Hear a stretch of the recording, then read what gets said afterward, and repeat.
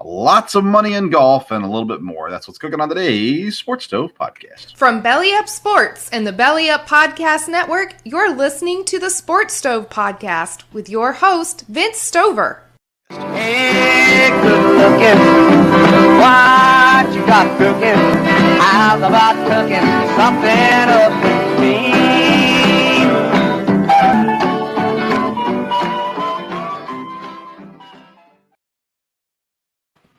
Welcome into an all-new edition of the Sports Stove Podcast, presented by In the Clutch, officially licensed apparel for Major League Baseball, Major League Baseball Players Association, NHL, and so much more. Get your t-shirt from In the Clutch at intheclutch.com. Use the code SPORTSSTOVE. Get 10% off your purchase. Welcome back into the Sports Stove, and welcome to Dad. Dad, how you doing? Doing good. So things are right around the corner from getting wild, right? I mean, the NFL stuff is really going to be kicking up here in the next month or so. We're closing down the NHL, closing down the NBA, getting into the midpoint of Major League Baseball here pretty soon as well. So a lot of things happening in the world. Let's start with NHL. We don't talk a whole lot of NHL, but they are to the Stanley Cup Finals now. Tampa Bay moves on. They'll be facing Colorado. Tampa is one of those teams, from what I understand, I mean, they're going for a three-peat, but going into the playoffs, it didn't seem like a whole lot of people were expecting Tampa to get there again this year, and yet here they sit. So welcome back, Tampa, right? Yes. Yeah, like I said, the way they finished the season as far as their standings, and they started out with Florida, who'd been number one team there. But yeah, Tampa's got a great team. They've obviously been there and been there the last few years, and they're on the brink now of really, legendary type status. They win 3 in a row. There, of course, you have Stamkos, you have some great players, but Colorado has been, I think, the best team all year. And they've been playing great in the playoffs also. So it should be a very good Stanley Cup final. But I think, I don't know who's favored, but I would think Colorado may be, just because of their standings all year, and they've gone through the playoffs pretty well. Yeah, my in-laws live down there in Tampa, and so lots of billboards and stuff that when I've been down there to watch them. I'm looking to see right now. Looks like ABC's carrying the games along as ESPN. So they got the NBA and the NHL games going on. You mentioned Stamkos, who's leading Tampa in a couple different categories. And then Colorado has, from what I understand, and I don't claim to be a NHL expert, but Colorado has a pretty young squad, don't they? Yes, they do. And, their best player is a young guy. And but like I said, they've been consistent and kind of ran away with things all year there in the West. So should be good. And I'm sure, Denver fans, everything I've seen, they are really ready for this. Of course, they've won one cup, I believe, but, good fans out there. So I think this will be a good Stanley Cup playoffs. So you got some good star power. Yeah, their top 3 leaders in points for Colorado, 23 years old, 26 years old, 25 years old. Young squad there. And again, Tampa back again 3 years now in a row. And as you mentioned, a chance to make a lot of it.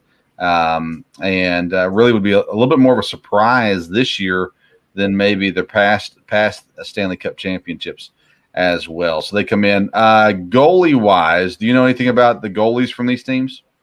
I know the guy at Tampa's been good for quite a while. I can't say that I can tell you. When I hear his name, I'll probably know him. But Vasilevsky from Colorado. Oh, Colorado, yeah. Tampa's got Vasilevsky. Colorado has Cooper. That doesn't. I don't know. Like I said, I know they've played well all year. So I think, and like I said, a hot goaltender can make a difference here. But you got a lot of scoring power on both these teams. Yeah, Colorado's played 2 different goalies throughout. 10 games for Cooper, 6 games for Francouz. Tampa has only played the 1 goalie all playoffs long. which tends to make you believe that maybe he's the hotter goalie if they haven't had to sit him down at all, or maybe they don't have depth. Again, I'm very ignorant when it comes to these teams, especially in the NHL. But because we're a show of sports facts, we got to predict the NHL finals. I picked Tampa going into the playoffs, kind of out of dumb luck. So I'm going to go with Tampa in 6 in this series. What's your pick for the NHL Stanley Cup Finals? I would go with Colorado in 7. Again, I think it'll be a good series. They'll be, go. I think it could easily go 7 games, and Colorado's been the better team, so I'll go with them. But I think either one, could win, and I don't dislike either team. So, okay, I mean, you should be cheering for America, but here I am picking the Canadian team. So, what does it matter? They're all Russians, anyways. Speaking of foreign countries, let's talk about some golf. The LIV Tour had their first tournament games weekend, whatever, this past weekend. Did you tune into any of it? I didn't. I did keep up with the leaderboard on all of it and tried to follow where it was going there, but I did not watch any of it. So I tuned in for a little bit, and it was a golf tournament. It didn't, to me, the entertainment value of it wasn't much different than watching a PGA Tour. There was a little bit with the leaderboards and the teams and different things, but overall, it was pretty much a golf tournament. It was what I watched. I enjoyed. And, I don't know if it's going to draw a ton of people in or not. They've had, I think it was 10 or 20 PGA Tour members that have left and went to the LIV. And I think you're probably going to get more. And the reason why I think that is because the winner of the tournament, Charles Schwartzel, he wins $4.75 million for winning the tournament, individual winner.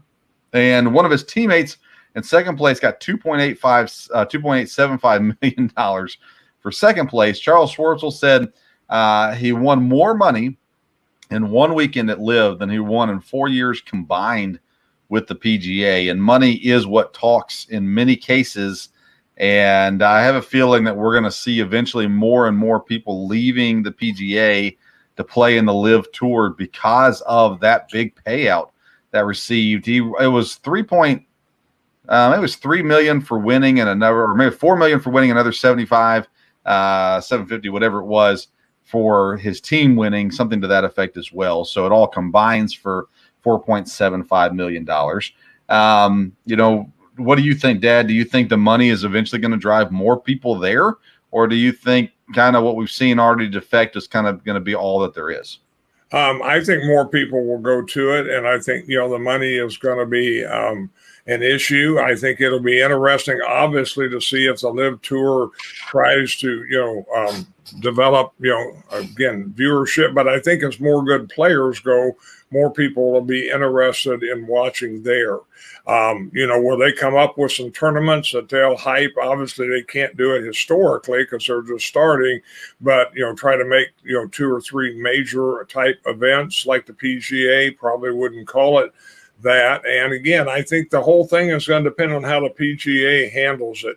At this point, what you hear is, oh yeah, they're getting a lot of money, but when you chase the money, that doesn't always end up well. And if that's the only argument, there's enough money involved. I'm not sure. I haven't seen, to me, the PGA really try, at least successfully, to combat this. And, I think they're hoping it'll be like, some of the football leagues, a new league that just, would be a little excitement at first and not make it. But you've got the same players. In football, you don't. You did in the USFL when it started, and then the USFL made it for a few years because of that, because they had your Reggie Whites and your Steve Youngs and people like that. And so if they can continue to get the reputable players, then I think, it'll be interesting to see how it goes.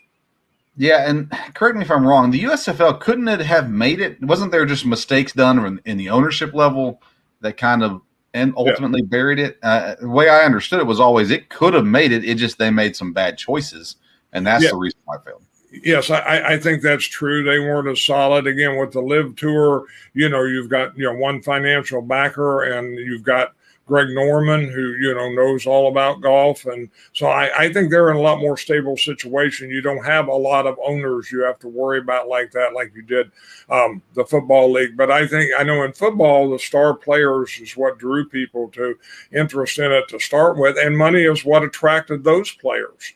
So I think the Live Tour could be around at least for a while. It'd be interesting to see how they structure it. If they just depend on, hey, we're paying more money, or if they develop a product that people are going to want to watch and follow. Yeah, and they do have some big names, like you said. Bryson DeChambeau's going over there as well. He's an entertaining guy. Phil Mickelson, of course, the biggest name that's there. They've got guys that have won some big tournaments in the PGA now over there with the Live Tour. And they're not going to run out of money. we know that. Yeah. So it's just a matter of what they can produce. And the PGA, they've never had to battle competition.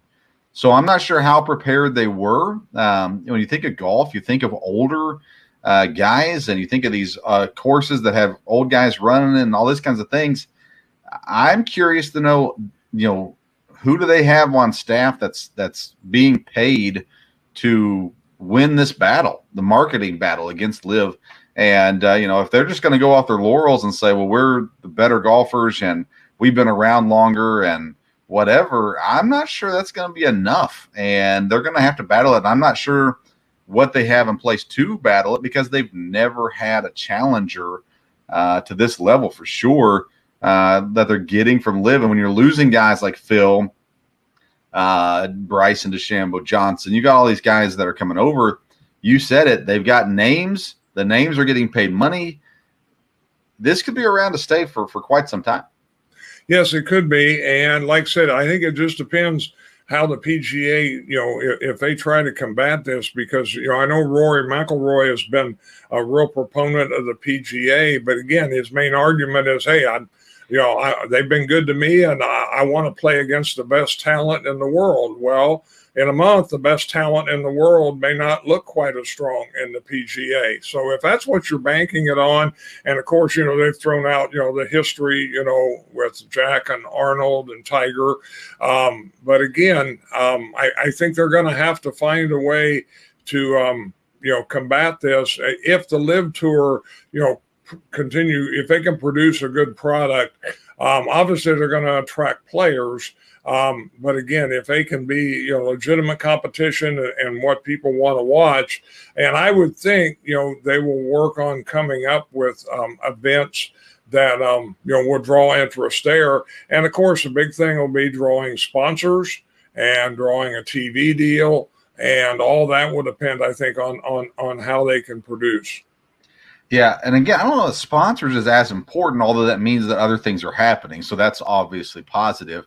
They don't need the money like the PGA needed it. But that being said, TV is a big deal. You got to, and I like it being on YouTube. I think that's great. But you want it to be in front of as many eyes as possible. I'm curious to see the tournaments they do in America, the turnout that shows up, the crowds and stuff like that. I'm curious to see how that works. But I think overall, pretty successful tournament number one for the Live Tour to come in. I think they probably would have liked for somebody other than Schwartzel to win, but I think people have heard of Schwartzel. At least he's not a complete nobody. Yeah. But I think when the bigger names win, and you'll get those in future tournaments, maybe that draws some more interest to them as well. Yeah, well, like you said, I know who Schwartzel is. As I was watching the leaderboard, I thought, wow, this is a guy, But yeah, I've watched play and I've seen play, so I think that was better than someone no one had heard of at all. Yeah. Yep, I agree. Let's go to the NBA. The NBA Finals are off and running, tied 2-2 in the series. They both split. Let's see. I guess I forget how that I forgot they changed a while back how they're doing that. But 2-2 the series. Golden State and Boston. It looks like it's going 7 games, doesn't it? It does. It does. I think it will go 7 games. Boston didn't play a real good game this last time. I think they can come back and play better. And I think there's definitely a good chance for it to go 7 games. Kind of seesawing back and forth. Nobody's won 2 in a row yet. I think we see in these games that Boston has won, that they're just super talented. Defensively, they're really good. I think we've seen in the games that Golden State has won, I think they're the better team. Whether or not they'll win it is still in question, but I think Golden State, and when you see them playing together, I just think they're the better team. Boston, though, has a lot of fight and some young superstars. Jason Tatum, just smooth. Just watching him the other night, I was sitting there watching with the boys and with my kids, and I said, my goodness, he's just smooth. He can do just a little bit of everything and looking great doing it. I still think Golden State's going to win overall, but it could be the problem I'm having with these NBA playoffs, Dad, is even though the series have been close, the games really haven't been close. It seems like there's always a little bit, maybe not a complete blowout, but a lot of distance between these teams come to the end of the game. And I don't know, I miss the old come down to the last second kind of thing. I don't like these being, winning by 16 to 20 to 30 points. To me, that's not as entertaining. Yes, I think that's true, and it'll be interesting to see how these final games come down. Of course, to me, the NBA is always different about that. If you're worried about who's winning, you don't need to watch it until about midway through the fourth quarter and then see where everything happens there. And yeah, we may have some nail-biters here before it's over. We'll see. Steph Curry, I know you don't watch a lot of NBA. Do you have an opinion on where he should be in the all-time ranking? Well, like I said, you give me a little heads up that we're going to look at this, so I had a little time to think about it and look at it. I mean, he is obviously a great player. They say he gets credit for changing the NBA as far as shooting and everything is concerned, three-point shooting. And, I've been very impressed watching him in the playoffs. Like you said, when you talked about the Warriors being a great team, he distributes the ball and, he can control things there. So, yes, I think he will end up, being, one of the greats. To me, I looked at it, I kind of had 6 names right at the top. And then I think he would be in the next wave of 6 or 8 players, from there. At least it sure looks like that's what he has potential to end up being. So let's talk about it in tiers then. Do you have 6 players in tier 1, or do you have a tier 1, then a tier 2 that includes the next 4 or 6? I have 6 players in tier 1. And wow. One of them's going to be an old guy, but I don't see any way you can leave him out if you were, know anything about him at all. But all right, who are your 6? Okay, I've got it not necessarily in order 1 through 6, but I have Jordan, LeBron, Magic, Bird, Jabbar, and Oscar Robertson. Okay. All right. So Oscar's a guy, again, I don't know anything about. I mean, I know who he is. I never watched much on Oscar Robertson. Most people don't include him up that high in their rankings and lists. I have MJ as tier 1. And then I've got other guys in tier 2, Kobe, Magic, Braun, Duncan, Kareem, Bird. And then it kind of goes to tier 3, Shaq, Hakeem, Russell, Wilt, Steph. So that's kind of where I am with the list and whatnot. I still think Michael's the best player ever to play. I think LeBron is very good. I've had this argument. You can go back and listen to the Parker Ainsworth episode several episodes back. We talked about this a little bit. I think Duncan gets left out too often.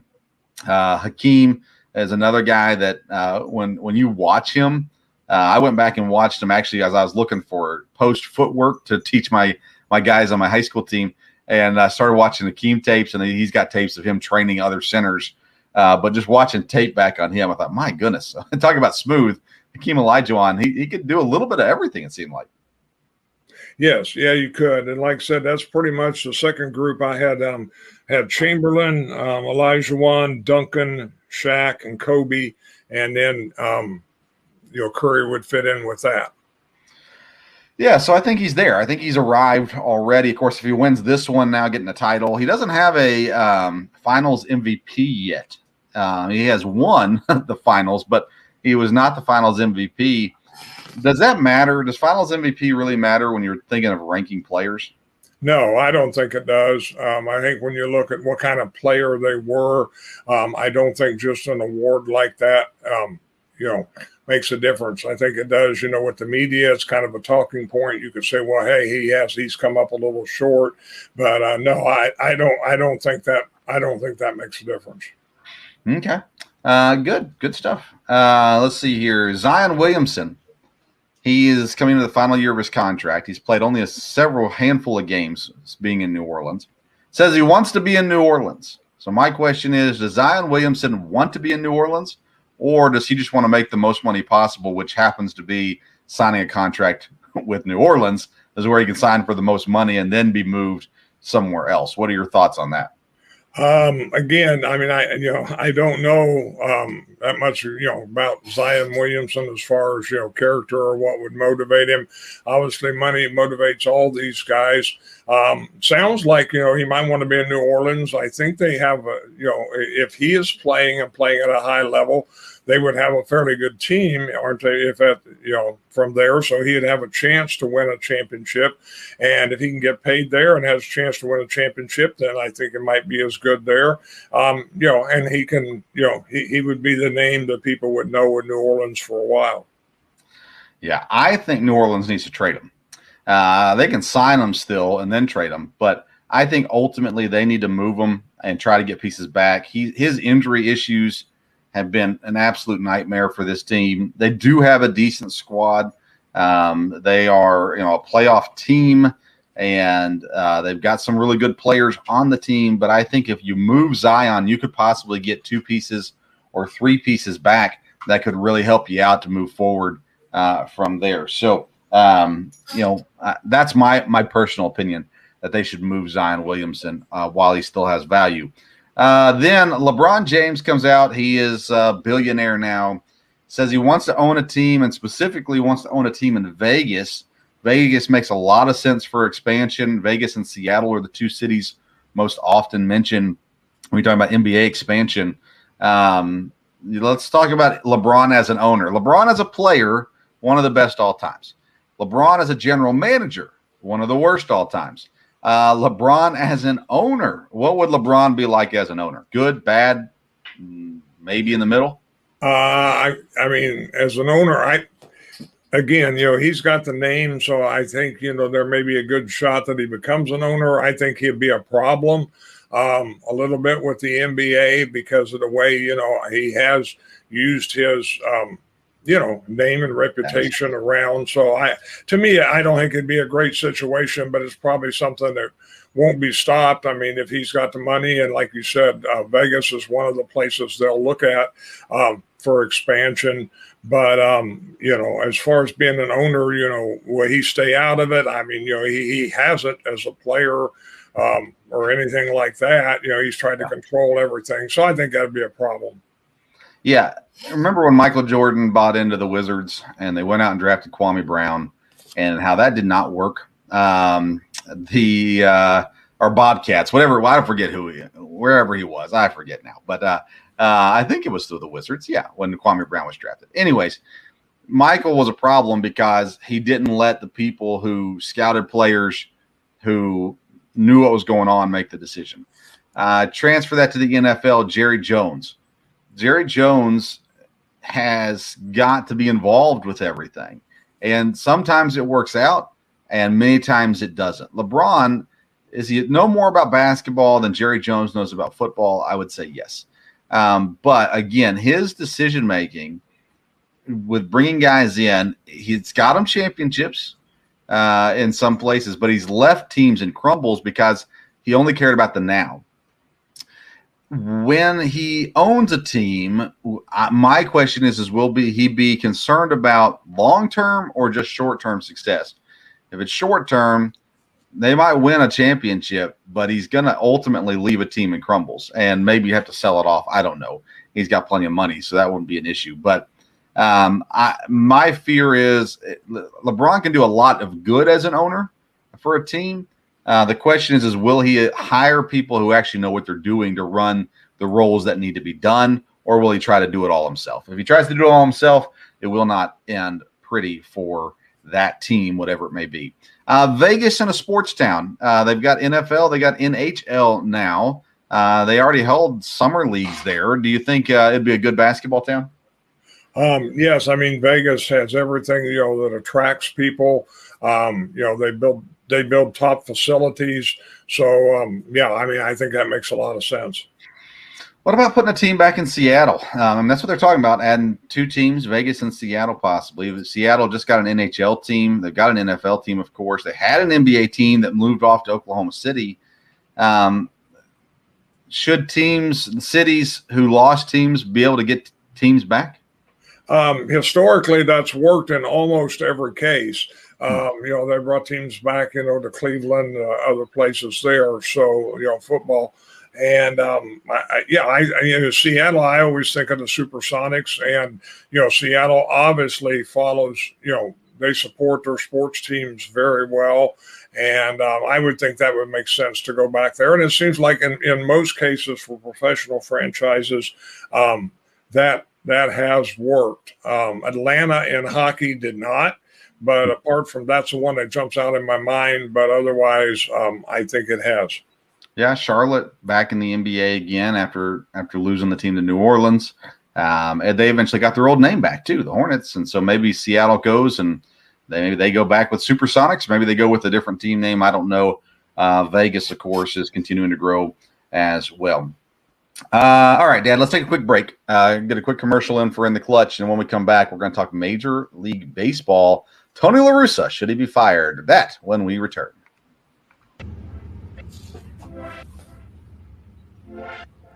InTheClutch.com, the newest sponsors of the Sports Stove podcast, and we are excited to partner with InTheClutch.com. They have officially licensed apparel and accessories for your favorite sports teams and athletes. Use code SPORTSSTOVE and get 10% off your first purchase. You can find shirts like I Still Own You from Green Bay Packers. Are we talking about practice? All kinds of great shirts in baseball, football, hockey, and basketball. Officially licensed apparel from InTheClutch.com. Again, use the code SPORTSSTOVE to get 10% off your purchase. Welcome back into the Sports Stove podcast. You just heard information about In the Clutch. Let me tell you also about Elementor. Get Elementor, the ultimate WordPress website builder with live drag and drop editors. You can build and customize every part of your website with zero coding required. Elementor is an all-inclusive solution for your website. Create, manage, and host your website through Elementor. Use the Sports Stove exclusive link in the episode notes on YouTube or any podcast platform to get more information about Elementor. You will not regret it. If your website, look at your website, and if it looks like trash, go to Elementor.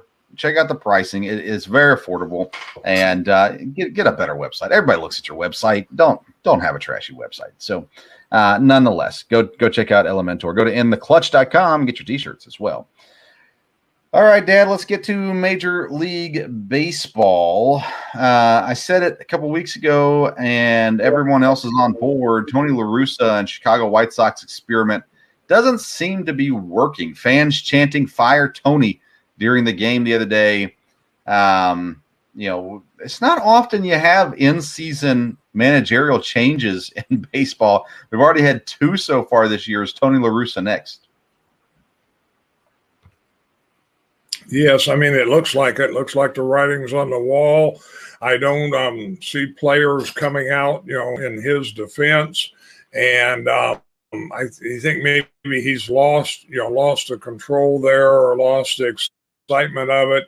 Obviously, the fans are not the whole thing, but that's not a positive thing when they're chanting to fire you at this part of the season. So unless they made a ridiculous turnaround here all of a sudden, and they had high expectations and they have talent. I mean, they shouldn't really be where they're at now in the standings. So I would think, it could end real ugly if he continues to hang on there. But I would think, he definitely could be the next, and probably should be the next one to go.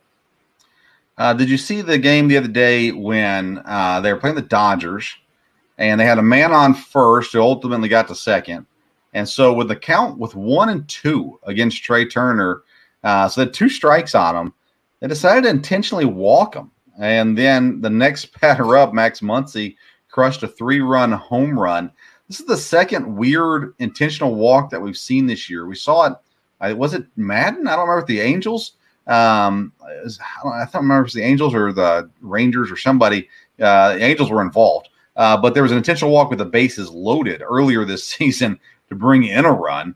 Now they got a guy who's down in the count 1-2, and they decided to throw him, to intentionally walk him, get him on base, and obviously it didn't work out. So what are your thoughts on that call, that decision by Tony La Russa?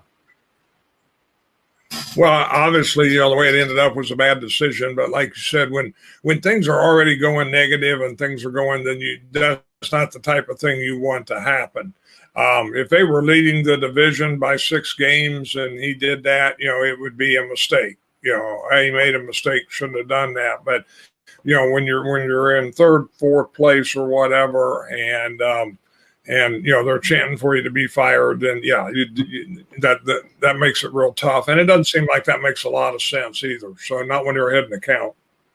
Yeah, 1-2. I mean, it's one thing if it's like, I don't know, full count or something like that. But 1-2, I mean, my goodness, if you're gonna walk him, just throw pitches out of the zone and see if he swings at one. I mean, I don't know. That was a weird decision for sure. They're 6 games out of first place, 3 games under 500, behind Minnesota, behind Cleveland. Cleveland now is making a small little run at things. They've won 7 of their last 10. They're currently 3.5 games back from Minnesota, a team that I didn't expect to even be in the conversation, the Cleveland Guardians, making a run here. So that AL Central now, Minnesota again leads. Kansas City is last. They're one of the worst. Let's see here. I think currently tied for the worst record in Major League Baseball. Detroit, 10 games under 500. Chicago, who a lot of people thought would be contending for World Series this year, 3rd place, 6 games behind first place, 3 games under 500. This AL Central has gotten kind of wacky, Dad. As weird as the NL East has been, it feels like the AL Central might be the wackiest division so far this year. Yes, I mean, definitely, like I said, because you thought the White Sox would be an issue. So, it'd be interesting to see if Minnesota can stay stable. They're in really good shape. But, that division could be up in the air again, just as we've seen with Philadelphia. What happens if the White Sox do fire La Russa? Do all of a sudden they go on a run and, they're going to get Lance Lynn back this week? And, will that help a lot? And we'll see. Yeah, they get Lynn back. They get Jimenez back here pretty soon as well. So AL East is kind of still same as it has been. New York in the lead with Toronto, Tampa back there battling for 2nd and 3rd place. AL West, Houston, 8 games up on the Angels. Houston, the only team over 500 in that division. Angels and Rangers and Mariners all piled together. The A's, a really bad team this year. Are the Angels, the Rangers, or the Mariners, any of those 3 going to make a run here at some point this season and get back in the hunt for the wild card? If it would be anybody, I think it might be Seattle. But again, they've underachieved. We've talked about that. But again, the Astros, they've got a good team, and it looks like they've got things under control. And historically, they should be in good shape. Texas had some big offseason acquisitions, especially at the middle of the infield there with Simeon and Seager. But it seems like maybe things are starting to turn around for them a little bit. But they'll have to definitely continue to push things up. National League East, teams are finally waking up from the dead. Atlanta and Philadelphia now both over 500. Mets still lead the division. They're 5.5 up on Atlanta. Atlanta on a 10-game win streak. Philadelphia on a 9-game win streak. Miami on a 5-game win streak. And Washington on a 2-game win streak as well. So it's a streaking East right now. And Atlanta, the defending champs, making a run here at the Mets before the Mets have a chance to get healthy. Yes. Again, the Mets have played real well, but if they stumble at all, and again, no, I mean, you're talking about 10-game and 9-game winning streak. They're not going to keep that up forever, but it's making for a much more interesting division than it looked a couple weeks ago. Yeah, another league, streaking is the National League Central, but they're streaking the wrong direction. Milwaukee on an 8-game losing streak, Pittsburgh on 5-game losing streak, Cubs on a 5-game losing streak, Reds on a 4-game losing streak. St. Louis now sits in first place, a game and a half up on Milwaukee. Milwaukee has been horrible over this stretch, and St. Louis has been average to above average. So St. Louis takes over first place. I still think Milwaukee gets it together, gets healthy, and wins the division. But St. Louis is going to be right there the entire way. The other teams, even though they're not horribly far out necessarily, they're not going to catch up. So not worried about them.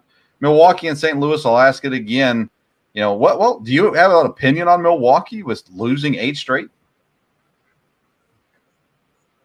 Well, I mean, I was shocked. I mean, I know you're a Brewers fan, and I keep up with them some because of fantasy baseball. And, I mean, I'm very surprised they've gone on that big of a losing streak. Again, they're not going to stay there forever. The Cardinals is a team you always have to watch, though. They can be a streaky team, too. Yeah. I looked, today, and I think they're 5-5 in the last 10, so they're not super hot either. But I would think, the Brewers should rebound. Yeah, and as of this recording, they're actually winning 3-1 in the bottom of the 8th, 2 outs against Washington. So by the time this episode is over, Milwaukee may have snapped that streak. Hopefully, Josh Hader can come on and finish things off for Milwaukee. It's been painful to be a Brewers fan here these last couple weeks. In the NL West, San Diego is a half a game out on the Dodgers. San Francisco's 4.5 back. Arizona and Colorado, I think we've counted them out now. This is it's going to be another fun year with the NL West. And San Diego, remember, they're still missing Fernando Tatis, so he's going to come back eventually. And is this the year San Diego overtakes the Dodgers? You remember Walker Buehler's out now for a couple months. So is this a big opportunity for San Diego?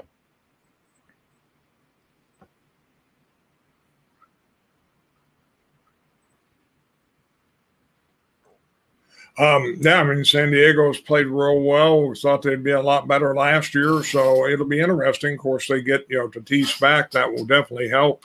But it'd be interesting to see. Again, I'm, a Giants fan, and the Giants have played well. They've struggled a little bit with the Rockies, but they've won 2. I don't know how they'll end up today with the Dodgers. And I think all 3 of those teams are going to stay in it, and that might be, your 2 wild card teams out of that division again. Let's close things out with some NCAA news. Big 12 finally gets the approval. Cincinnati, Houston, and Central Florida. They had to finalize some legal issues. They get the approval, though, to join in 2023. So they'll make that jump next year. Baseball super regionals going on right now. We won't talk a whole lot about that because most of those games will end after we're done recording. And then in the softball, it was Oklahoma, who had a great, phenomenal season. They end up sweeping there in the finals to win the softball championship, NCAA softball championship. Dad, anything you want to add? We're having a little delay on you, but anything you want to add on NCAA stuff? Like you said, congratulations to Oklahoma and softball. They were really dominant there. And I think sports fans, it's always kind of fun to watch the Baseball World Series. And I think it will be this year. You always can have teams that, were not as highly ranked. And that's what you have so far. Like I said, of this recording, you have 2 teams that were not highly ranked. The lowest ranked team in the tournament, they have advanced. And another team that was not highly ranked has advanced. And, I'm sorry for that because Tennessee was one that did not. But I think the Baseball World Series will be fun to watch over the next couple of weeks there. Yeah, Tennessee Notre Dame was a fun little series, pretty active series there as well. All right, I have covered everything I had planned to cover, Dad. Anything else that you want to add before we sign off? No, I mean, like I said, there's, lots of stuff happening and things to follow with the, NHL, NBA playoffs here over the next week for sure. And baseball season, I'm sure, has a lot more excitement left in it. All right. Go to Twitter and Instagram. Follow us at Sports Stove. Make sure you rate, review, like, subscribe, all those good things as well, wherever you're watching or listening. Go to InTheClutch.com. Use the code SportsStove at checkout for 10% off your purchase. And don't forget about Elementor, making your website look professional. Use the exclusive Sports Stove link in the podcast notes or in the YouTube episode description as well. We'll be back with a new episode Tuesday evening and Tuesday live, Tuesday evening on YouTube. And then it'll come out for audio on Wednesday morning and Belly Up TV Wednesday morning as well. Thank you so much for tuning into today's Sports Stove podcast. Until next time, we'll see you around the sport.